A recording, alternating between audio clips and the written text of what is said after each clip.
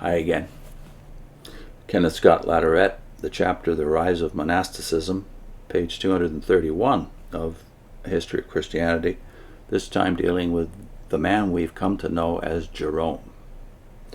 Another, but very different Western pioneer of monasticism was Eusebius Hieronymus Sophronius, better known as Jerome, a gifted and diligent scholar, enormously erudite, a master of languages, a lover of books, wielding a facile, vigorous, and often vitriolic pen. Jerome was an eloquent advocate of the monastic life.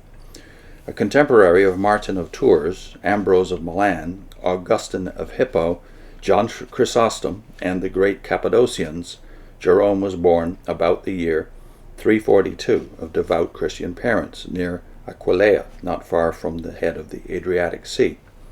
As a youth, he studied in Rome, and there his ardent nature caused him, on the one hand, to be moved by the churches and the catacombs, and on the other, to succumb to some of the vices which abounded in that capital. Baptized in Rome in his mid-20s, he was attracted to the ascetic life. This had already entered Rome, perhaps stimulated by the descriptions given of the monks of Egypt by Athanasius when, exiled from his see, he took refuge with his fellow bishop, the Pope. It had won women from some of the wealthiest circles of Roman society. Returning to Aquileia, Jerome became one of a group of young men who gave themselves to the ascetic life. From Aquileia, Jerome journeyed east and for 3 years lived as a solitary ascetic on the borders of Chalcis, southeast of Antioch, devoting himself to austerities, correspondence with his friends, and study in the library which he had brought with him. Restless by disposition, he lived for a time in Antioch, and was there, reluctant, ordained a priest, traveled to Palestine to visit the holy places of his faith, and then made his residence in Constantinople, where he formed a friendship with Gregory of Nazianzus, one of the Cappadocians. Journeying again to Rome, he was secretary of a council which aspired to be ecumenical. From 382 was secretary to Pope Damasus until the latter's death in December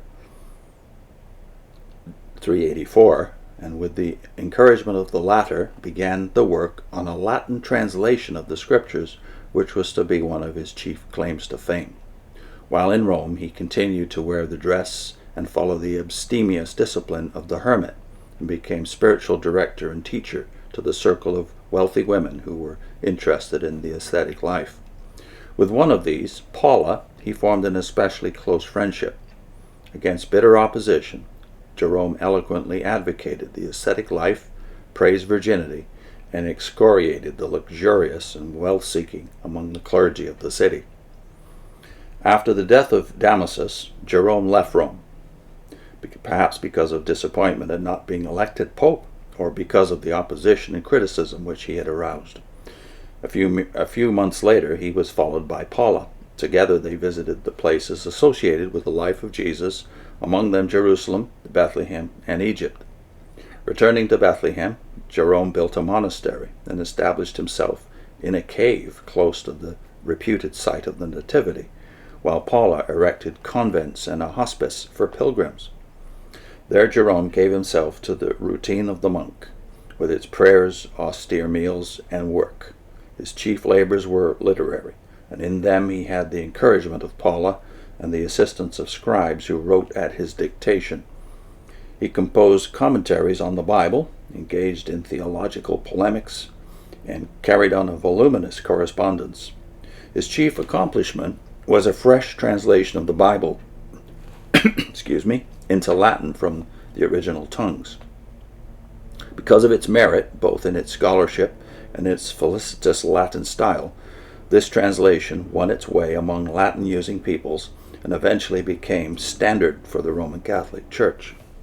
However, the text which circulated under the name of the Vulgate, namely the Latin vernacular version of the Bible, did not preserve the work of Jerome in its purity. It incorporated an older version of the Psalms, in part revised by Jerome, and some of its other sections were from older translations, partly unrevised or partially revised. It was a late 16th century revision of the Vulgate, which was eventually made standard by papal decree. Jerome lived on until 420, surviving the death of Paula and several of his closest friends, and dying where he had spent the last 34 years, in Bethlehem. His was a tempestuous career, but by his ardent advocacy of monasticism, he had given a great impetus to that movement, especially in the West.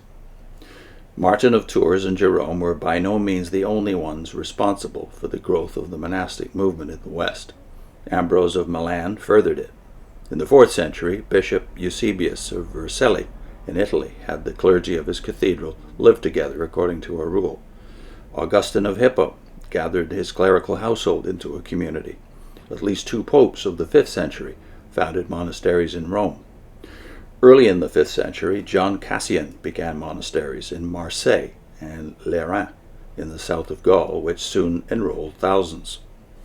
By the end of the 5th century, monasticism had become firmly established in the Catholic Church in both East and West, and had begun to take on the forms which were to characterize it through the centuries.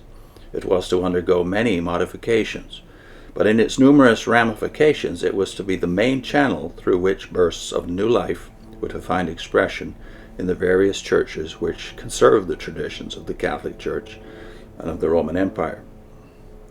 One of the best gauges of the vitality of these churches, and especially of the Roman Catholic Church, is to be found in the numbers and strength of the reforms of existing monastic houses, of the new monastic or near-monastic movements which emerge in any one era.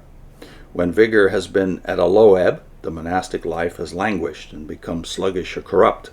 In times of revival, the monastic life has attracted ardent souls who wish to give themselves unreservedly to the faith, and has taken on fresh variety and new forms. Here was effort after effort to create communities which would completely realize the Christian ideal, and also, in the case of increasing numbers of variations of the monastic patterns, dream after dream of making these communities centers from which the Christian faith would irradiate and transform the non-Christian world about them. Never did the effort fully reach its goal, nor was the dream ever entirely fulfilled. Most monastic institutions, if they survived, fell away from the purposes of their founders and became lethargic, or worse. Yet the vision would not die. Its constraining appeal persisted and was never more compelling than in the 19th and 20th centuries. That's the end of the chapter, The Rise of Monasticism.